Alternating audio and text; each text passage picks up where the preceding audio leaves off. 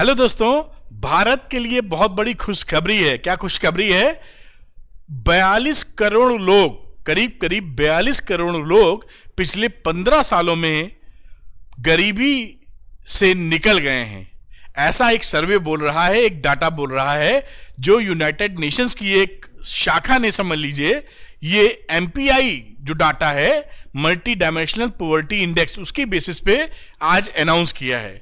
तो मैंने कहा क्यों ना इसको शेयर करें कि अगर इतनी बड़ी संख्या 42 करोड़ के आसपास, 41.5 करोड़ पिछले 15 सालों में अगर गरीबी से एग्जिट कर गई है या निकल गई है, तो भारत के लिए इससे अच्छी खुशी की बात क्या हो सकती है।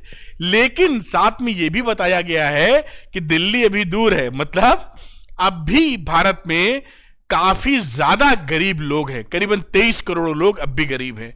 चलिए पूरी बात समझते हैं तेजी से और देखते हैं क्या इंफॉर्मेशन है हमारे लिए जो हमें एक्साइट भी करती है और प्लानिंग या और एक्शंस के लिए मोटिवेट भी करती है। तो जैसा आपने टाइटल देखा होगा, भारत के लिए खुशखबरी, भाई क्यों ना हो, देश के लिए बड़ी बात है। 42 करोड़ लोग गरीबी से निकले। यूनाइटेड नेशंस ने जारी किए एमपीआई आंकड़े। ये एमपीआई आंकड़े क्या होते हैं इसके बारे में मैं आपको अभी बताऊंगा। मल्टी डायमेंशनल पॉवर्टी इंडेक्स, चलिए देखते हैं क्या न्यूज रही। तो न्यूज रही बिजनेस लाइन की, a feasible goal even at a scale over 41 crore Indians came out of multi dimensional poverty in 15 years. 15 सालों में 41 करोड़ बता रहे हैं लोग पॉवर्टी से निकल गए on the basis of MPI. दूसरी न्यूज देखते हैं बिजनेस स्टैंडर्ड की।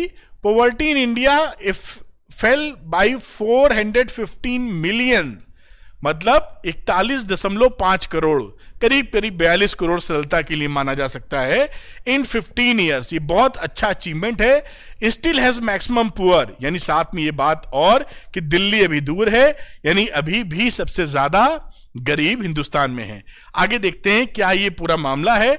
देखिए जो एमपीआई है, जिसको हिंदी में वैश्विक बहुआयामी गरीबी सूचकांक आखिर क्या है, इंग्लिश में बोलेंगे तो global multi dimensional poverty index which is MPI. तो एमपीआई की जो शुरुआत है वो 2010 में विकसित किया गया था और जनसंख्या द्वारा अनुभव की गई गरीबी की घटनाओं और तीव्रता को निर्धारित करने के लिए स्वास्थ्य, शिक्षा और जीवन स्तर के संकेतकों का उपयोग करता है। ये 3 बेसिक ब्रॉडर पैरामीटर पे काम करता है, तभी इसको मल्टी डायमेंशनल बोला जा रहा है, क्योंकि मल्टी डायमेंशन लिए हैं गरीबी को जज करने के लिए। कौन से 3 मेजर पार्ट हैं? हेल्थ, स्वास्थ्य, एजुकेशन, शिक्षा, और स्टैंडर्ड ऑफ लिविंग, यानी जीवन स्तर। इसके इन 3 मेजर ब्रिक्स के ऊपर ये काम करता है या सेगमेंट में काम करता है। इन 3 सेगमेंट के अंदर टोटल 10 पैरामीटर्स और हैं, वो भी मैं आपको दिखाता हूं। देखिए यहां पर इस फिगर में देखें तो डायमेंशंस क्या है? हेल्थ, एजुकेशन और स्टैंडर्ड ऑफ लिविंग, और इंडिकेटर्स, यानी जिसपे ये बहुत ही गहन बात करता है। ये टोटल मिला के इतना देखिए, इतना, ये 10 हैं। न्यूट्रिशन, भाई पौष्टिक खाना मिल पा रहा है कि नहीं। चाइल्ड मोर्टेलिटी, मतलब बाल मृत्यु दर कितनी है। Years in schooling, school attendance, ये एजुकेशन के अंदर। स्टैंडर्ड ऑफ लिविंग में कुकिंग फ्यूल, कि भाई आप खाना गैस पे बन रहा है कि अभी गोबर पे ही, कंडे पे ही बन रहा है। सैनिटेशन, सफाई वगैरह, ड्रिंकिंग वाटर, पीने का व्यवस्था, और ये इसके अंदर ही है। इलेक्ट्रिसिटी, हाउसिंग एसेट्स, इलेक्ट्रिसिटी मतलब घर में बिजली का कनेक्शन है कि नहीं, हाउसिंग मतलब अपना घर है कि नहीं, और एसेट्स मतलब टीवी, फ्रिज, ये सब जो होते हैं ये एसेट्स हैं, ये खरीद पाया है आदमी की नहीं। इससे ये पहचाना जाएगा कि स्टैंडर्ड ऑफ लिविंग कैसा है। भाई वो अगर गैस पे खाना बना रहा है, सफाई रखे, ड्रिंकिंग वाटर मिल रहा है, बिजली का कनेक्शन है, अपनी छत है, तो इसका मतलब उसका स्टैंडर्ड ऑफ लिविंग बेहतर है। एजुकेशन के लिए years in schooling, school attendance, यानी कितने साल स्कूल में पढ़ा है और अटेंडेंस हो रही है कि नहीं, ये एजुकेशन के स्तर को भांपने का तरीका है। हेल्थ के लिए बाल मृत्यु दर कम होनी चाहिए और साथ में पौष्टिक यानी पोषक खाना हमको मिलना चाहिए। और ये इसके पॉवर्टी मेजर्स हैं, इंटेंसिटी ऑफ पॉवर्टी और हैंड काउंट रेशियो। तो ये एमपीआई समझ में आता है कि एमपीआई को मल्टी डायमेंशनल क्यों कहा जाता है, इसलिए क्योंकि मल्टी डायमेंशंस यहां लिए गए हैं। इस पे ये पूरा पैरामीटर देते हैं जो रिजल्ट या जो सर्वे हुआ है। देखिए क्या मामला है, ये और डिटेल में है, मैं सब आपको बताऊंगा नहीं, आप पढ़ सकते हैं इसको रोक के। Health, education, standard of living, ये हैं 10 पैरामीटर जिनकी चर्चा की थी। उनके अंदर न्यूट्रिशन है, तो कैसे ये समझेंगे। जैसे कि एग्जांपल के लिए electricity, the household has no electricity, अगर किसी के घर में बिजली का कनेक्शन नहीं है तो इस वाले सेगमेंट में आ जाएगा, यानी एमपीआई के हिसाब से वो गरीब, इस पैरामीटर में गरीबी में आ जाएगा वो। इसी तरीके से कई और, जैसे कि cooking fuel, the household cooks with dung, dung मतलब गोबर से पाथ के जो कंडा बनाते हैं, लकड़ी पे, चारकोल या कोयले पर अगर बना रहा है तो इस गरीबी वाले सेगमेंट में आ जाएगा, इस सेगमेंट में। इसी तरीके से दिए हुए है, साथ में वेट भी दिया हुआ है, इसलिए कि डिटेल हमें पता रहे कि एमपीआई कैसे किया जा रहा है। अब यहां पर देखिए इंडिया जो है अपने अधिकतर में सब नहीं बोलूंगा, अधिकतर पड़ोसियों से बहुत बेहतर परफॉर्मेंस इसने दी है। जैसे कि देखिए सर्वे ईयर लिखा है पिछले साल लेते हुए इस बार का, और एमपीआई की वैल्यू जितनी कम होगी यानी उतने गरीब लोग कम हैं, तो इंडिया का पैरामीटर अब आ रहा है 0.069। आप देख पा रहे होंगे, मैं बड़ा बड़ा इसलिए लिख रहा हूं कि मुझे लिखते हुए खुशी हो रही है।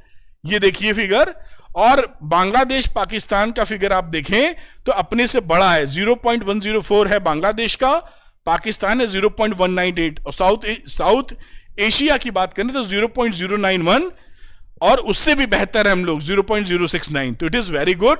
बाकी डाटा और है, लेकिन कहने का ये मतलब है कि पिछले 15 सालों में हिंदुस्तान ने, इंडिया ने बड़ा अच्छा परफॉर्मेंस दी है गरीबी से लोगों को निकालने के लिए।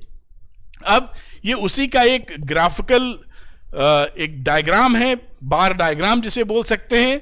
यहां पे देखिए इंडिया दिख रहा है आपको, जितना ज्यादा वैल्यू कम होगी उतना बेहतर, यानी उतने कम गरीब लोग हैं। बस हमसे आगे कौन है? श्रीलंका, हमारे पड़ोस की बात की जाए। बाकी पाकिस्तान देखिए ऊपर दिख रहा है, और आगे भी ये सिचुएशन यहां बनी हुई है। अब आगे देखते हैं अगली बात कि क्या कहा गया है ये एमपीआई के डाटा के आने के बाद। तो देखिए ये इंपॉर्टेंट है, पहली line, demographic and health survey for the country, country मतलब इंडिया की बात कर रहे हैं, show that 415 million, 41.5 crore people exerted poverty between 2005 से 2006 से लेकर 2019 से 21 तक, यानी 2005-6 से 2019-21 तक, यानी करीबन 15 साल के बीच में लगभग 42 करोड़, यानी प्रिसाइजली 41.5 करोड़ लोग पॉवर्टी को, यानी गरीबी से एग्जिट कर गए हैं। तो ये बड़ी अच्छी बात है। और भी बातें कर लेते हैं, इसे जानने का मौका मिले। इस रिपोर्ट की खास बातें क्या हैं? भारत का बहुआयामी नीतिगत नजरिया बताता है कि समेकित हस्तक्षेप से करोड़ों की जिंदगी बेहतर बनाई जा सकती है, यानी इंडिया में जो इंटीग्रेटेड एफर्ट्स रहे हैं उससे जिंदगी बेहतर बनाई जा सकती है, ये दिखा रहा है। कोरोना और खाद्य ईंधन में महंगाई से दिक्कतें बढ़ी और पौष्टिक खान पान का संकट बढ़ा है। और इसमें देखिए जो डाटा लिया गया है ना, गरीबी पर कोरोना के प्रभाव का इसमें आकलन नहीं है, ये इंपॉर्टेंट पॉइंट है। जो कोरोना से होने वाली दिक्कत थी उसमें इसका आकलन नहीं है। 71% आंकड़े महामारी के पहले के हैं, कोरोना से पहले के हैं। कोरोना आने के बाद तो बहुत कुछ बदला भी है, लेकिन ये आंकड़े जो हैं उससे पहले के हैं। अब देखिए यहां पर, अब इसके बावजूद एक खुशखबरी के साथ एक और चैलेंज हमारे सामने अभी है। आप फोटोग्राफ भी देखिए, भारत में 23 करोड़ अब भी गरीबी के दायरे में, यानी 23 करोड़ लोग अब भी गरीब हैं।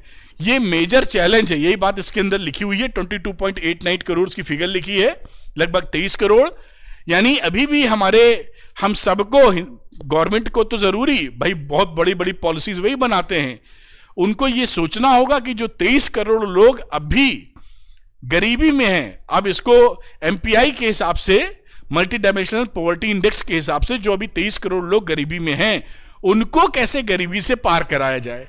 तो उम्मीद है ये वीडियो आपके लिए पसंद आया होगा और इसने आपको जानकारी दी होगी कि हमारे हिंदुस्तान को एक खुशखबरी जरूर मिली है कि 41.5 करोड़ लोग पिछले 15 सालों में डिफरेंट गवर्नमेंट्स रही हैं तो उन्होंने अच्छा काम किया, ऐसा माना जा सकता है। करीबन 42 करोड़ लोग गरीबी से एग्जिट हो गए, लेकिन अब भी 23 करोड़ लोग गरीबी में हैं, जिनको एग्जिट कराने का या जिनको गरीबी से बाहर ले जाने का काम करना है। तो दिल्ली अभी दूर है लेकिन फिर भी खुशखबरी है। तो अगर आपको ये वीडियो पसंद आया हो तो लाइक और शेयर कीजिएगा, अरविंद सर मोटिवेशन को सब्सक्राइब कीजिएगा। यहां पर मैं आपके लिए लेके आता रहता हूं इंफॉर्मेशन वीडियो और मोटिवेशनल वीडियो। और ये वीडियो का ये अपडेशन इसलिए जरूरी रहता है कि आप अपडेटेड रहें और देश को कभी आपकी जरूरत पड़े, जरूरत पड़ने का मतलब है हमेशा ही जरूरत पड़ती है कि आप कंट्रीब्यूट करें, देश के लिए कंट्रीब्यूट करने की करें आप भी और हम भी, और इस देश को खुशहाल बनाएं। उम्मीद है ये वीडियो आपके चेहरे पे मुस्कान लाया होगा। आप भी कोशिश कीजिए कि किसी और के चेहरे पर भी मुस्कान आ सके। Thank you very much. मिलते हैं अगले वीडियो में। बाय।